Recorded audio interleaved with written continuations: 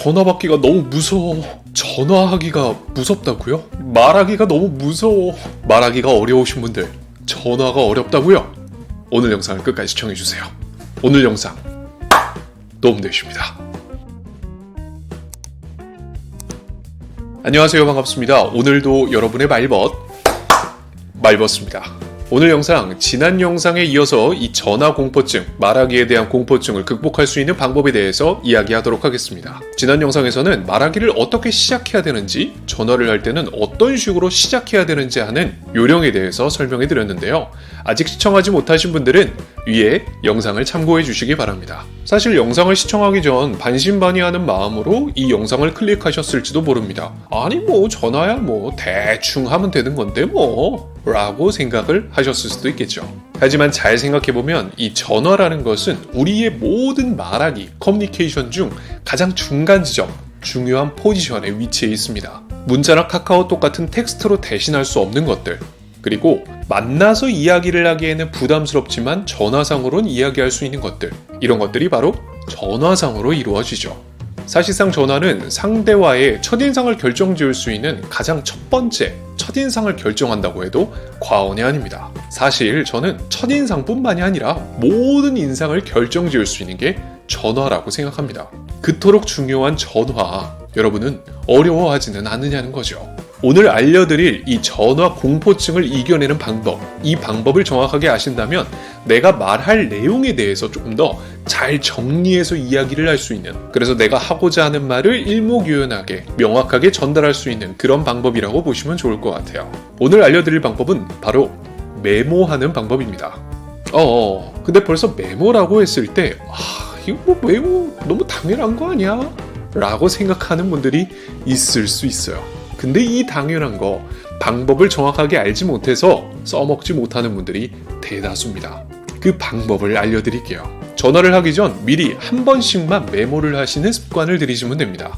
아주 간략하게 말이죠. 말하기에 대한 전문가라 불리는 저 또한 지금도 중요한 전화를 앞두고 있을 땐 항상 이 메모하는 습관을 들이곤 하는데요. 메모를 하는 것이 그저 나를 딱딱하게 만드는 것이 아니라 내가 하고자 하는 이야기들을 잘 정리하고 또 이야기할 수 있다는 좋은 장점을 발휘할 수가 있기 때문인데요. 사실 그러면 여기에서 그러면 그냥 메모해서 이야기하면 되는 거네? 라고 생각하고 영상을 종료하려고 하시는 분들이 계실 거예요. 절대 거기서만 끝나면 안 됩니다. 오히려 무턱대고 했었던 메모가 내 말하기를 더 어렵게 만들지도 모르는 일이죠. 오히려 아무 생각 없이 하는 메모가 여러분을 더 수렁으로 빠지게 만듭니다. 그럼 전화를 위한 메모를 할 수 있는 3가지 방법을 알려드리겠습니다. 첫 번째, 모든 내용을 적어보는 겁니다. 내가 말하고자 하는 모든 내용들을 한번 적어보는 겁니다. 처음 메모를 할 때는 이 말만 해야지 라고 하는 메시지에만 집중을 하게 되는데요. 그것이 아니라 짜잘짜잘한 것부터 해서 덩어리가 큰 것까지 모든 것들을 한번 다 적어보는 거예요. 최근에 그 사람의 근황이나 혹은 그 사람한테 있었던 일, 그리고 최근에 있었던 이슈, 혹은 우리 관계에서 벌어진 새로운 상황들, 이런 등등등의 것들을 적어주시는 거예요. 예를 들면 전화하려고 하는 상대가 최근에 연애를 시작했다고 얘기했던 게 기억이 나왔어요. 그러면 연애, 최근에 출산을 했다는 얘기를 들었어요? 출산.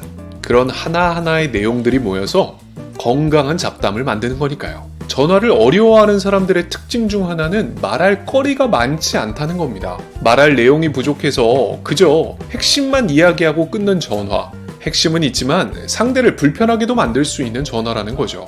그 불편함이 나에게로 고스란히 전달되기도 하고요. 내가 하려고 하는 메시지뿐만이 아니라 자잘자잘한 내가 상대에게 하고 싶은 말들이라면 모두 다 한번 적어보세요. 어느 순간 그 자잘자잘한 메모들이 쌓이고 쌓여서 여러분의 소중한 잡담거리가 될 겁니다. 말하기의 소스 말이죠. 그리고 두 번째, 메모를 할 땐 절대 문장으로 쓰면 안 됩니다. 단어를 써주세요. 말하기를 해야 될 내용을 문장으로 작성하게 될 경우에는 머릿속에 뚜렷하게 기억이 남지 않습니다. 설령 그 문장을 그대로 보고 읽는다 할지라도 이건 너무 어색합니다. 마치 이것은 만약 내가 예를 들어서 이 배달을 시키고 싶었을 때 배달을 시킬 물품, 그리고 옵션 사항, 주소, 이런 것들을 적어놓고 그걸 그대로 보고 이야기하는 것처럼. 근데 우리가 이거를 적을 때 이것을 배달해 주세요 라고 적어놓진 않거든요. 단어로 적어놓기 때문에 훨씬 더 말하고자 하는 것이 명료해질 수 있는 겁니다. 마찬가지로 내가 하려고 하는 말이 긴 말하기일지라도 그것을 짧디 짧은 단어로 마련해 주시는 거예요. 그렇게 하게 되면 단어도 기억이 잘 날 뿐만이 아니라 이 단어를 풀어내는 스토리텔링 능력도 키울 수가 있어요. 그러니 하고 싶은 말을 메모할 때는 꼭 단어, 짧은 단어로 적어주는 겁니다. 그리고 마지막 세 번째, 이유를 꼭 적어주세요. 전화를 하다 보면 내가 전화한 목적이 무엇인지 그것을 명확하게 전달하지 못해서 아쉬운 경우가 많은데요. 적어도 내가 이 전화를 왜 했는지에 대한 명확한 이유는 뚜렷하게 기억에 남아야 되니까요. 그것을 꼭 적어주는 겁니다. 앞서 말한 짜잘짜잘한 그러한 대화 소스들과는 조금 구별이 돼야 되기 때문에 다른 색깔로 표시를 한다던가 크기를 구별을 지어주시면 좋겠죠.